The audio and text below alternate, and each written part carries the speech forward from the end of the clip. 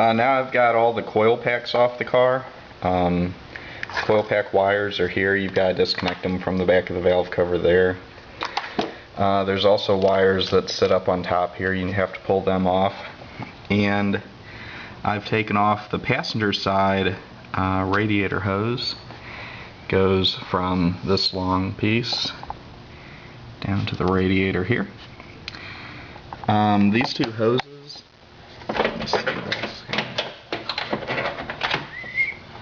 these two hoses here need to get zip tied together. Remember to do that. Okay, this is the driver's side of the car.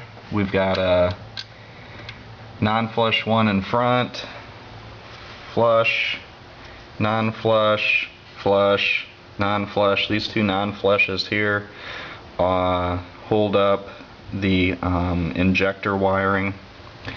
At the back we have a flush. On the bottom we have all flush except this one behind the dipstick. Flush. On the passenger side we have flush in the back, non-flush on the two injector wiring holders, flush up here, and then non-flush at the very front. On the bottom, on the passenger side, everything is flush on the bottom. Okay, this is after I've got the harmonic dampener off the front of the car. Just a second here. There you go. No harmonic dampener. Now, getting all the bolts off of this front plate here, I've found that you actually have to remove this water neck here on top of the car to get the front plate off the engine, because this bolt right here can't come out all the way while this water manifold here is on here. Okay, and I also had to buy a specialty puller to get the crank pulley off of there that was a self-centering puller. Here is what the front engine cover looks like. This is the inside of it. Here are the places where your variable valve timing solenoids would go, except this is an XJR and you don't have them. And there's the bottom. Once again, this is the inside. And I think it's up there.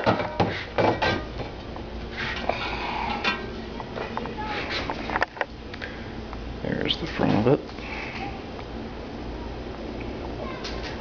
Lots of bolts around the front of it that hold it in, probably about 20 bolts total.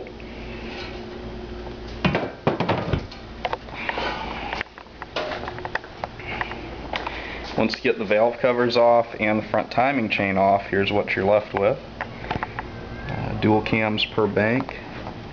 And here's the front. I don't know if you can see that when I get the light here.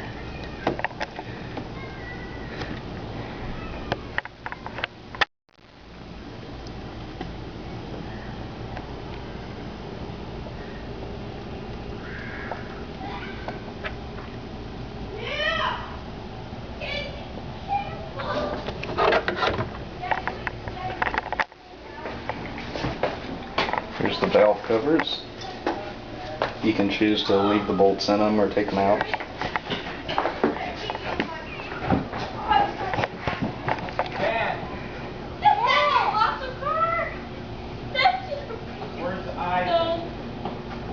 Okay, here's the passenger side.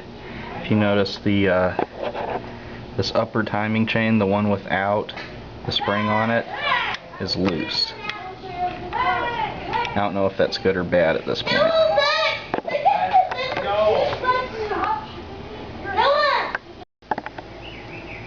Alright, this is kind of mid-disassembly of the timing chains.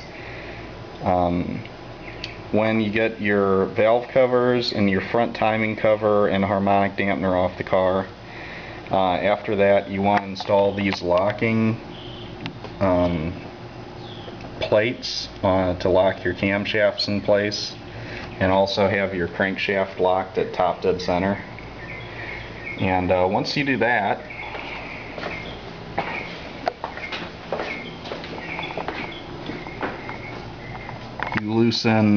you basically just take all the timing chains off the car. You loosen this bolt, and you begin removing it from the car.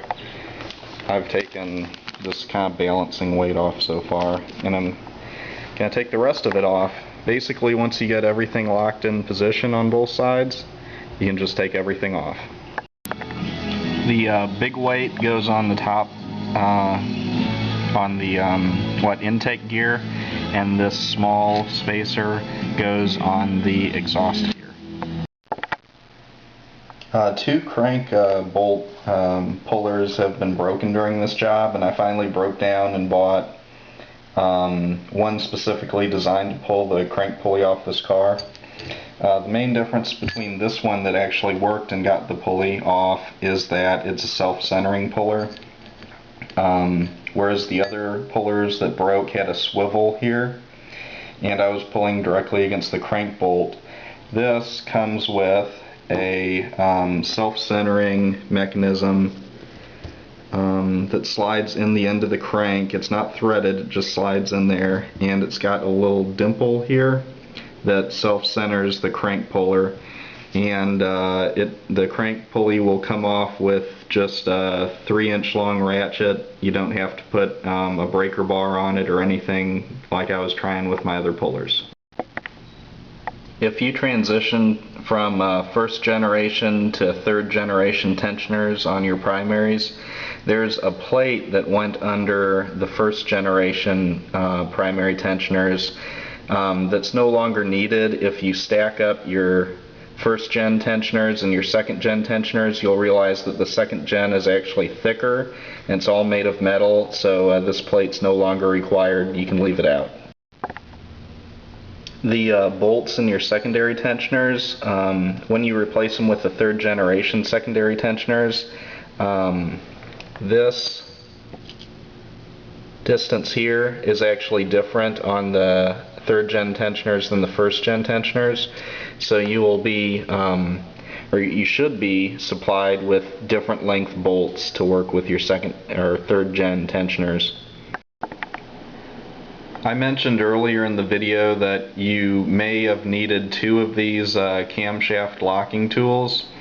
You don't. You actually can get away with just one. How you do it is you the tool is only really necessary for tightening the chain onto the gears.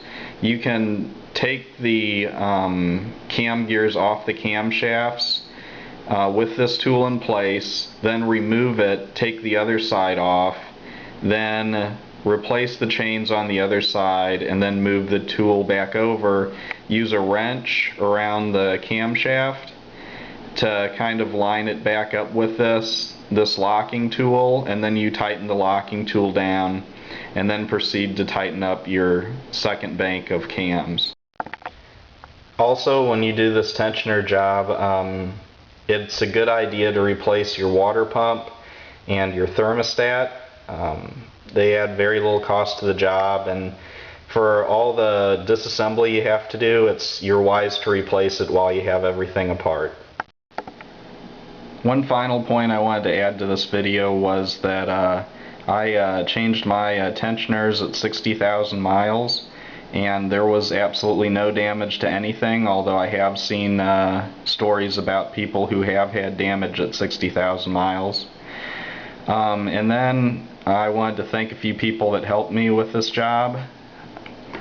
Continental Imports is where I got my parts from. Carlos was very helpful. I called him a few times doing the job. Motor Cars Limited was where I got some of my specialty tools for this job from. And Matt Moran Motorsports. Matt was kind enough to answer some of my emails. Alright, thank you.